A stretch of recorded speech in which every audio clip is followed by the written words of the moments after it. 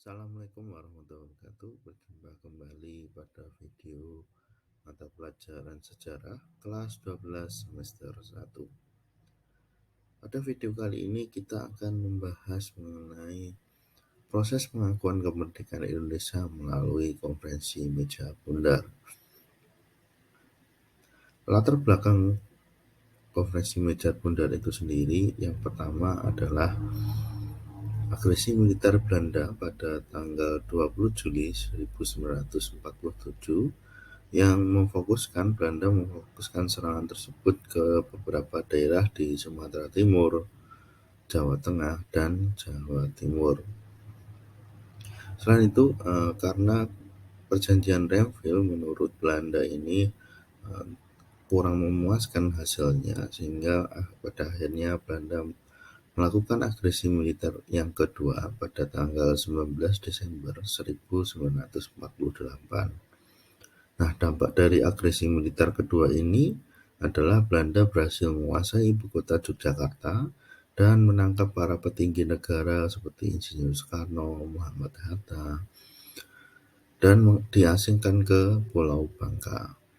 Nah, untuk merespon peristiwa atau serangan agresi militer tersebut, Indonesia akhirnya membentuk PDRI atau Pemerintah Darurat Republik Indonesia dan melakukan serangan umum 1 Maret. Nah, pelaksanaan KMB sendiri dilaksanakan pada tanggal 21 Agustus sampai 2 November 1949 di gedung Ridderzaal Kota Den Haag. Jadi memang prosesnya cukup lama sekali karena terjadi perundingan yang cukup alot.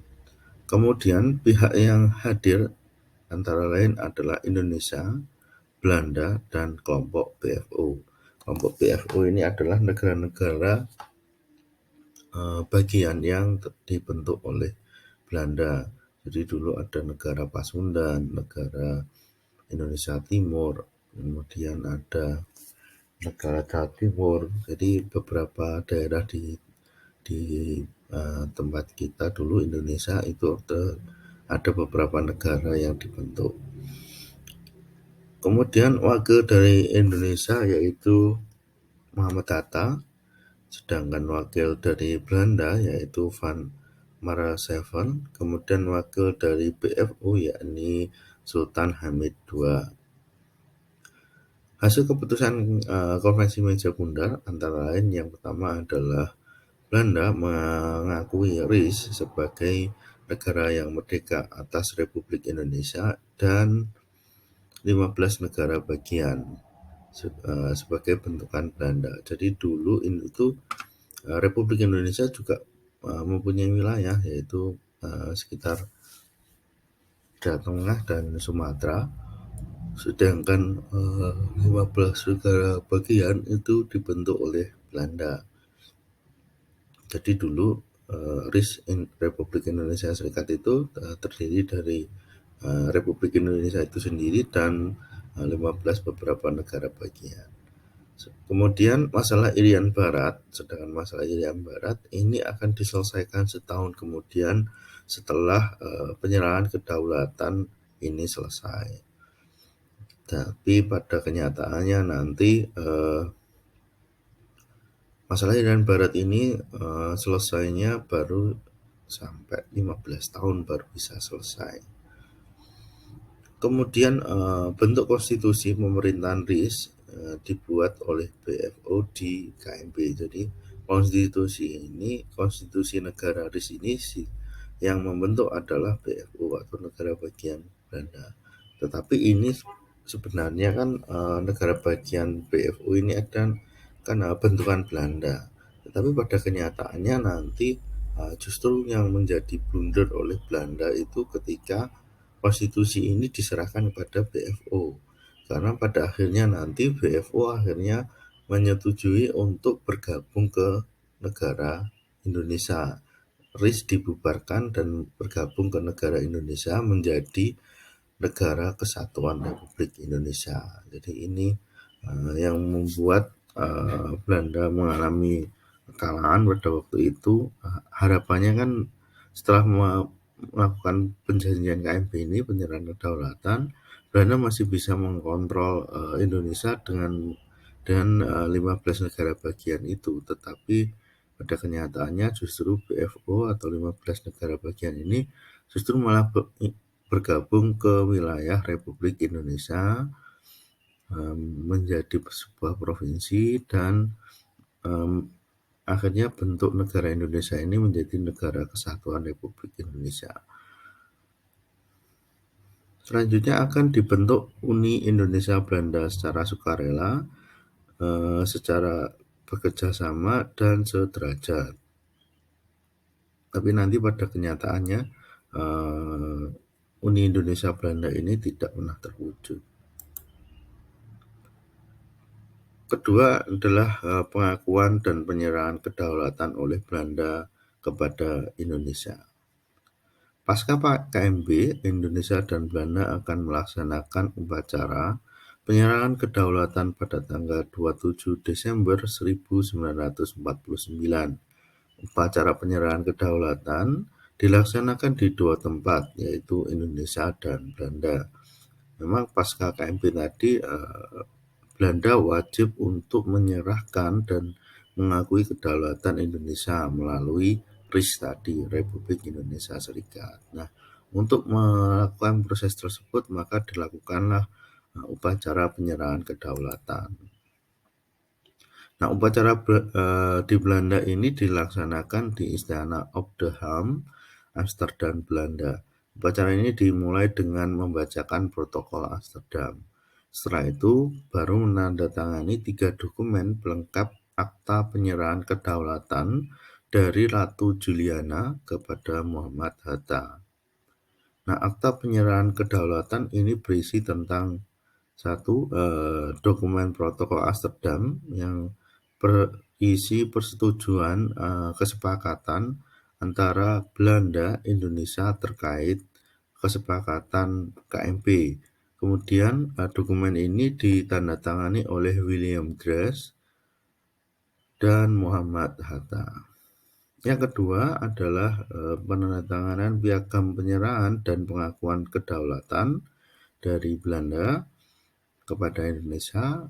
Kemudian yang ketiga adalah piagam tata tertib hukum baru yang ditandatangani oleh Ratu Juliana dan para menterinya, sedangkan dari Indonesia adalah Muhammad Hatta.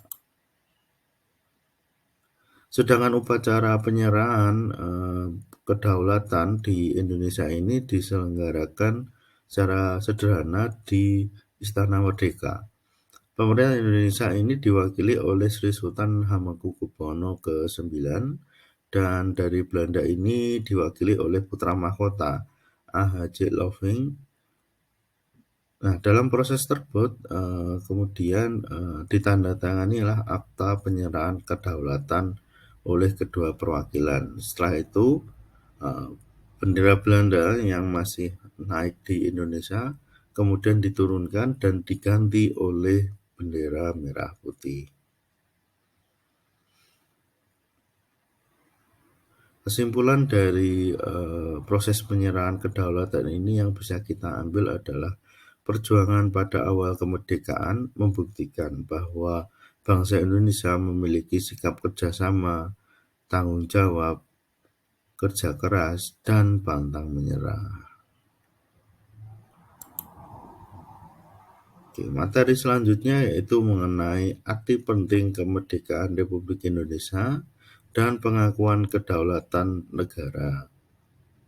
Arti penting proklamasi adalah yang pertama sebagai puncak perjuangan bangsa Indonesia untuk mencapai kemerdekaannya. Jadi setelah kita berjuang pada penjajahan Belanda, kemudian pada penjajahan Jepang, dan akhirnya bisa menyelenggarakan proklamasi, ini menjadi puncak akhir dari perjuangan untuk memperoleh kemerdekaan.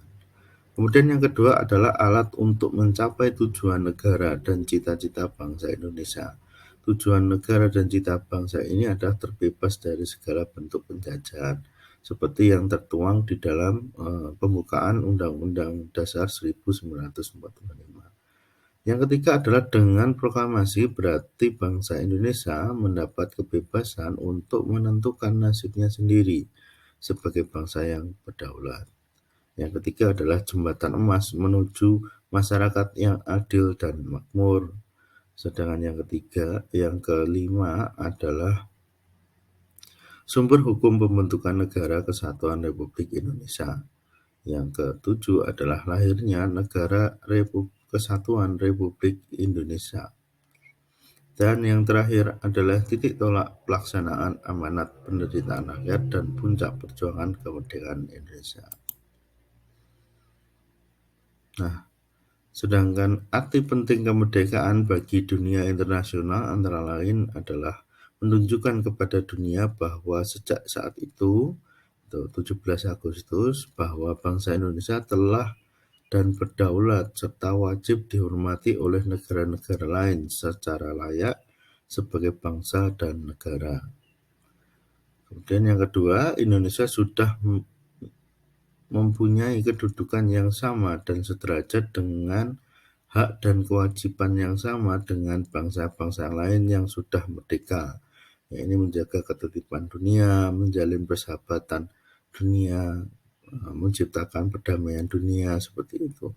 Kemudian Indonesia boleh tergabung dalam pergaulan antar bangsa sebagai wujud hubungan internasional. Jadi boleh menjalin hubungan diplomatik, hubungan bilateral, kemudian ikut dalam PBB, seperti itu. Kemudian arti penting kemerdekaan bagi Indonesia antara lain adalah memberikan dorongan dan rangsangan bahwa sejak saat itu bangsa Indonesia mempunyai kedudukan yang sama dan sederajat dengan bangsa-bangsa lain yang sudah merdeka dan dalam pergaulan dunia. Yang kedua adalah mempunyai hak dan kewajiban untuk mengisi dan mempertahankan kemerdekaan yang telah diperoleh dan memperjuangkannya tercapai cita-cita nasional bangsa Indonesia. Dan yang terakhir adalah bangsa Indonesia telah mengambil sikap untuk menentukan nasib dirinya sendiri beserta tanah airnya dalam segala aspek kehidupan. Mungkin sekian video pembelajaran kali ini. Jika ada kekurangan saya mohon maaf. Assalamualaikum warahmatullahi wabarakatuh.